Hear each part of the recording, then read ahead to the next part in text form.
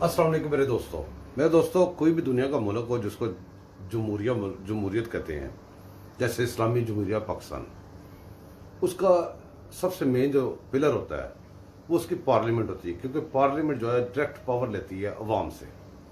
उसके बाद उसके उस स्टेट के स्टेट ऑर्गन्स होते हैं। स्टेट ऑर्गन्स में जैसा कि आपको पता है कि उसकी जो जैसे इलेक्शन कमीशन है वो भी स्टेट ऑर्गन है, अदालतें हैं स्टेट ऑर्गन्स हैं, उसके बाद फौज है, पुलिस है, सब स्टेट ऑर्गन्स है। जब एक बावर्दी पुलिस वाला हो, फौजी हो, कोई हो, जब आप उससे बात करते हैं दैट्स मीन कि आप स्टेट को कह रहे हैं। जैसा कि अब मेरी ये उंगली है, हाथ है, बाजू है, सर है, आंखें हैं, तो मैं जब जा रहा होता हूँ रोड पे तो लोग ये नहीं कहते कि भी ये निसार जवेद की आंखें आ रही हैं, उसका मुंह आ रहा है, उसका हाथ आ रहा है, नहीं, वो कहते हैं निसार जवेद आ रहा है। इसी तरह वो एक स्टेट होती है, जब उससे हम बात करते हैं तो एक स्टेट से बात कर रहे होते हैं। जब आप उसके जो बड़े बड़े होते हैं स्टेट ऑर्गन्स के जो बड़े बड़े ऑर्गन्स हैं, उनको आप खड़े होके कहीं पे ललकारेंगे, उनको आप कुछ कहेंगे ऐसी बात के जैसे कि मैं तुम्हें छोड़ूंगा नहीं, मैं तुम्हारे ऊपर केस कर दूंगा।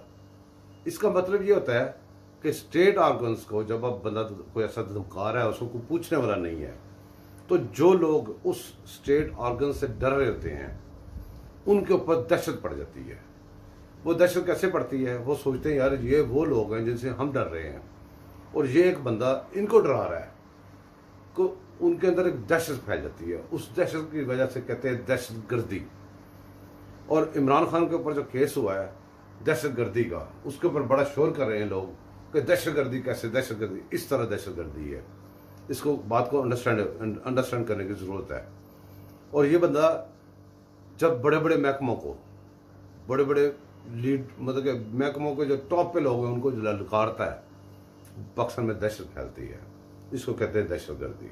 तो जी बात करते हैं अब कोर्ट केसेस की। आज दो कोर्ट केसेस बड़े अहम थे। एक था ये इलेक्शन कमीशन नहीं, जो पार्लियामेंट में इस्तीफे देके ये बाहर लोग आए हुए हैं, इनका था एक केस, वो अतर मनल्ला साहब ने सुना। दूसरा केस फवादा डब्बू, जो जिसकी जुबान अपनी नहीं है, जो कह रहा है कि जी जजेस को माफी मांगनी चाहिए इमरान खान से, इतनी बड़ी तवीनें कर रहा है। उस बंदे का केस था जो कि एक कादियानी जज ने, वो जो बाबर सतार समथिंग नामी बंदा है कादियानी, उसने उठा के उसको बाहर फेंक दिया कि जी ये ऐसी बातें होती रहती हैं।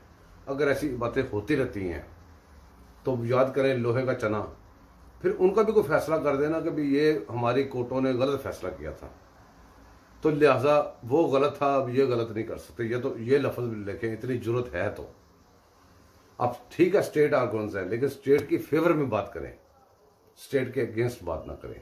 जब आप तोइने अदालत लगाते हैं, तोइने अदालत का मतलब होता है कि उस अदालत की तोइने, ये जिसका वकार है, जिसका कोई बड़ा मकाम है, जिसकी इज्जत है, उसकी बेइज्जती हुई है, जिसकी इज्जत ना हो उसकी बेइज्जती नहीं होती।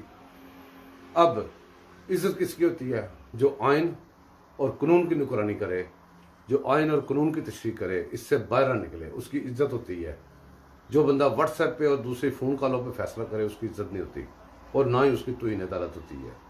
अब इसका फैसला आप करें कि क्या कुछ हो रहा है। अगर इमरान खान की बात आती है तो वो कहते हैं जी उसने भी तो फिर ये सही कहा है। हाँ जी, नहीं, उसने इसलिए नहीं सही कहा कि उसने 3 साल 7 महीने हुकूमत की है, और उससे पहले काफ़ी देर पहले उसने ये सिस्टम को एंजॉय किया है, उसने ये सब कुछ करवाया है जो जिसके अगेंस्ट आप बोल रहा है।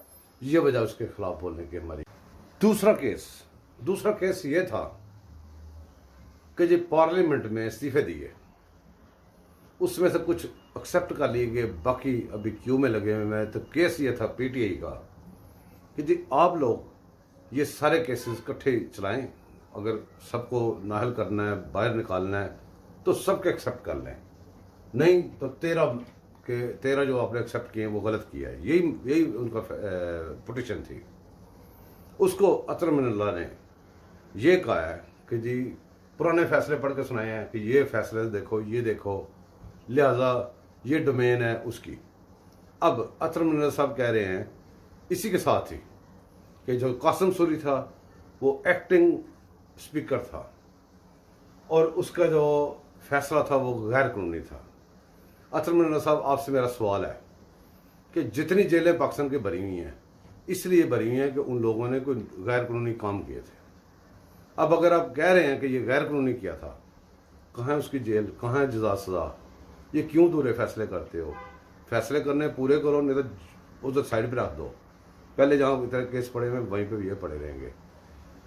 अपने जो आइन है, कानून है, उसके ऊपर चलो, अपने फैसले ना करो, आइन और कानून के फैसले करो। Thank you.